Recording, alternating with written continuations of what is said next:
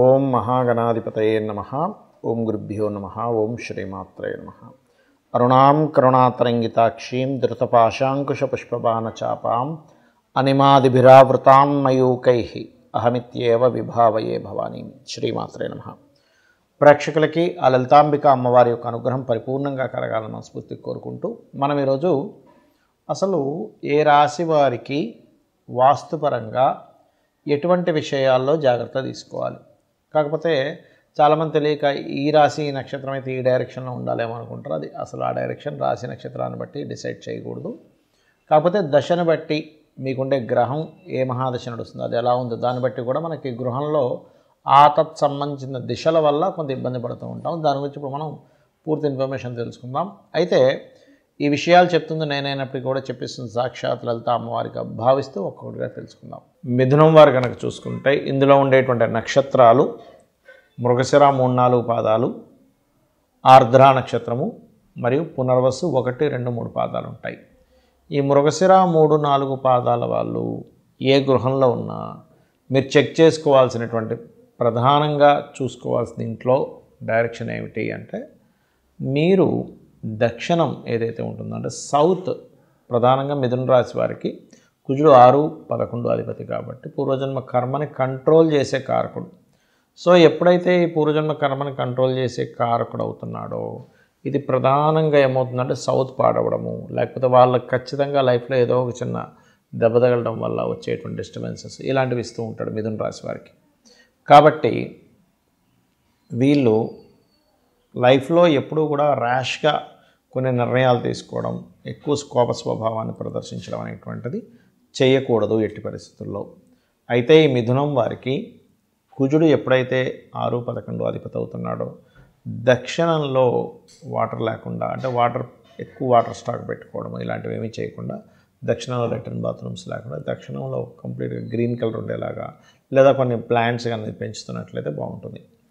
అదేవిధంగా ఈ మిథున రాశి వారు ప్రధానంగా ఎప్పుడు కూడా వాళ్ళు తీసుకునేటప్పుడు అంటే మొత్తం 3 నక్షత్రాల వాళ్ళు మిథున రాశి వాళ్ళు చూసుకొని తీసుకోవాల్సినటువంటిది ఉత్తర దోషం లేకుండా చూసుకోవాలి. బికాజ్ ఆఫ్ ఉత్తరానికి కుబేరుడు కారకుడు. ఉత్తరం వైపు తెలియక చాలామంది లెట్రిన్ బాత్రూమ్స్ కడుతున్నారు. అది పూర్తిగా తప్పు. ఉత్తరే నిధి సంస్థితం అన్నారు, నిధులు పెట్టుకునేటువంటి ప్రదేశం. అదేవిధంగా ఆర్ద్ర నక్షత్రం వారు తీసుకోవాల్సిన జాగ్రత్త నైరుతి దోషాలు లేకుండా చూసుకోండి. అంటే నైరుతి బాగా పెరిగినా కష్టమే, తగ్గినా కష్టమే. దీనివల్ల పితృదేవత సంబంధించిన అనుగ్రహం తగ్గుతుంది, మీలో ఉండేటువంటి స్కిల్స్ తగ్గుతాయి.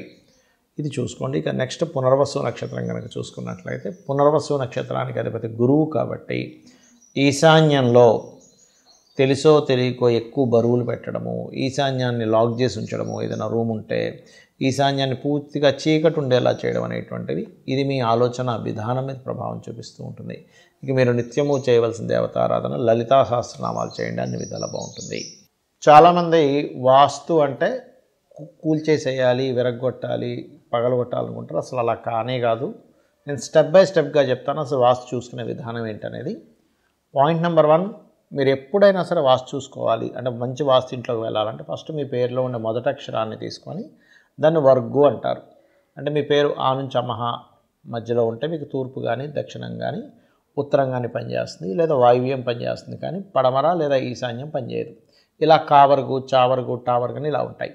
అయితే ఇక్కడ మీరు పేరులో ఉండే మొదటక్షరంతో పాటు మీ యొక్క జాతక చక్రంలో రాహుకేతువులు ఎక్కడున్నారు, ఎగ్జాల్టెడ్ ప్లానెట్స్ అంటే ఉచ్చస్థితిలో ఉండే గ్రహాలు ఏ రాశుల్లో ఉన్నాయి దాన్ని బట్టి కూడా డైరెక్షన్ ఎంచుకోవాలి. ఈ 2 కలుపుకొని. ఇది పాయింట్ నెంబర్ 1.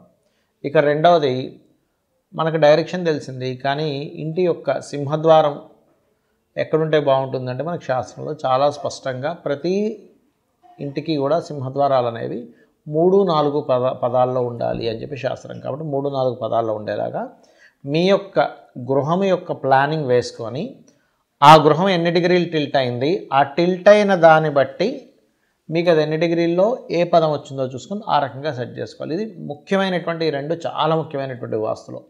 ఇక 3వ ముఖ్యమైనటువంటి అంశం ఏమిటి అంటే గృహంలో మనం వస్తువులు ఎక్కడెక్కడ పెట్టుకుంటున్నామో కూడా చాలా ముఖ్యమైనటువంటిది. గాలి వెలుతురు, బేసిక్ లెవెల్ గాలి వెలుతురు. ఎందుకంటే చాలామంది గాలి వెలుతురు ఉంటే చాలండి అదే వాస్తు అంటారు.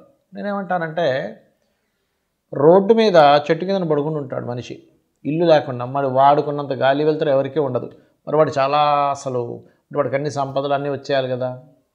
కేవలం గాలి వెలుతురు మాత్రమే వాస్తు కాదు, కేవలం గాలి వెలుతురే బాగుంటే సరిపోతుందని అనుకుంటే విశ్వకర్మ ప్రకాశిక కానీ అనేకమైన గ్రంథాల్లో అన్ని శ్లోకాలు, అన్ని క్యాలిక్యులేషన్స్, పద విభజన, అదేవిధంగా మనకి ఏ దేవతలు ఎక్కడుంటారు, 9 గ్రహాలు 8 దిక్కులు ఎలా ఉంటాయి, అష్టదిక్పాలకులు ఏంటి, వాళ్ళు ఇచ్చేటువంటి ఫలితాలు ఏంటి, ఇవన్నీ కూడా చెప్పరు.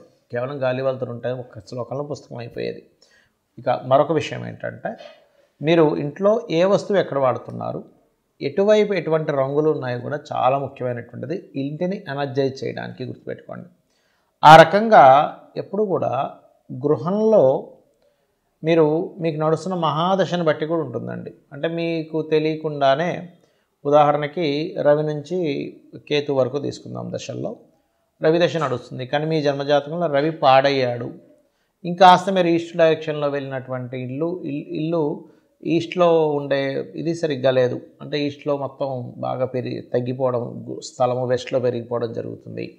అప్పుడు ఆ ఈస్ట్ అనేది సన్కి సంబంధం కాబట్టి కమ్యూనికేషన్స్ దెబ్బతినడం, సోషల్ కమ్యూనికేషన్స్, పూర్వస్తు సభాగర్ అన్నారు కాబట్టి అటువంటి ఇబ్బంది అనేది జరుగుతూ ఉంటుంది. అలా కాకుండా చంద్రమహర్దశ నడుస్తుంది. ఉదాహరణకు చంద్రుడు బాగుంటే ఫైన్, ఒకవేళ పాడయ్యాడు అది మనసుకి సంబంధం కాబట్టి మీరుండే ఇల్లు కూడా వాయువ్య దిశ ఏదైనా తేడా ఉన్నట్లయితే వాయువ్య దిశ వల్ల మీకు ఇంకొంచెం ఏమైపోతుంది, అది ఆల్రెడీ మహాదశ ఇబ్బంది ఉంది, దాంతోపాటు వాయువ్యం కూడా దోషం ఏర్పడింది, వాయువ్యానికి చంద్రుడు కాబట్టి అది ఇంకొంచెం మానసిక స్ట్రెస్ని, అనాలోచితంగా కొన్ని నిర్ణయాలు తీసుకునేది ఇస్తూ ఉంటుంది.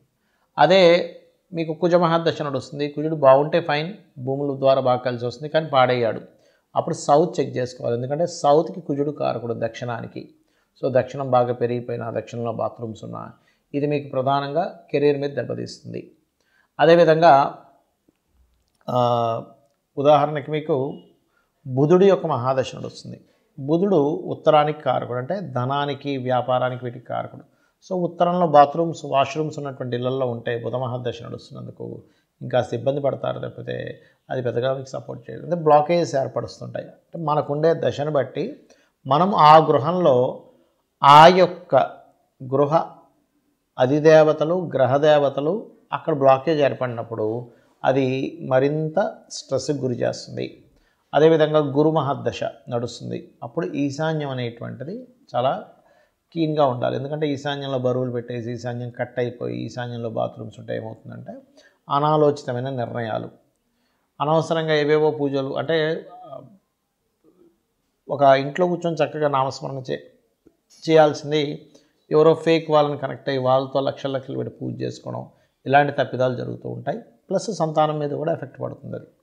అలాగే శుక్రుడు ఆగ్నేయం, అంటే ఆగ్నేయ దిశ కనుక పాడైతే శుక్ర సంబంధించిన దిశలు బాగాలేవు. అంటే మీ ఇంట్లో ఉదాహరణకి ఆగ్నేయం తగ్గింది లేదా విపరీతంగా పెరిగింది, శుక్రదశ నడుస్తూ శుక్రుడు బాగోలేడు, అది ఇబ్బందిని ఇస్తుంది. అలాగే మరొక విషయం ఏంటంటే ఆగ్నేయం తర్వాత చూసుకోవాల్సింది ప్రధానంగా ఇక్కడ శుక్ర మహాదశ తర్వాత శని దశ తీసుకుందాం. శని అంటే పడమర కారకుడు కాబట్టి వెస్ట్ విపరీతంగా పెరిగింది, లేదా వెస్ట్ సెంటర్లోనే బాత్రూమ్స్ పెట్టారు, అది దోషాన్ని ఇస్తుంది. అలాంటప్పుడు ఏమవుతుందంటే మీరు లైఫ్లో ఏదైతే బెనిఫిట్ పొందాలో బెనిఫిట్స్ పొందలేకపోతుంటారు. రాహుకేతువులకు తీసుకుంటే రాహు అయితేనేమో నైరుతిని చూసుకోవాలి, నైరుతి దిశ బాగుందో లేదో, రాహు మహాదశ నడిచేటప్పుడు, కేతు అయితే ఈశాన్యం. ఈ రకంగా మన మహాదశలకి మన జన్మజాతకంలో 4th లార్డ్ ఎలా ఉన్నాడో అనే దాన్ని బట్టి ప్రధానంగా చూసుకుంటూ ఇంట్లో ఎంతసేపు కూడా, అంటే ఒకటే గుర్తుపెట్టుకోండి, చిన్న చిన్న వస్తువుల మార్పు కూడా మనం అబ్జర్వ్ చేస్తుండాలి, దానివల్ల కూడా దాని ప్రభావం ఉంటుంది. అయితే ఇంట్లో నిత్య దీపారాధన కనుక చేస్తూ ఉన్నట్లయితే ఇంట్లో ఎనర్జీ బ్యాలెన్స్డ్గా ఉండి ఆ ఇంట్లో ఉండేవాళ్ళు చాలా సంతోషకరంగా ఉంటారు. శ్రీమాత్రే నమః.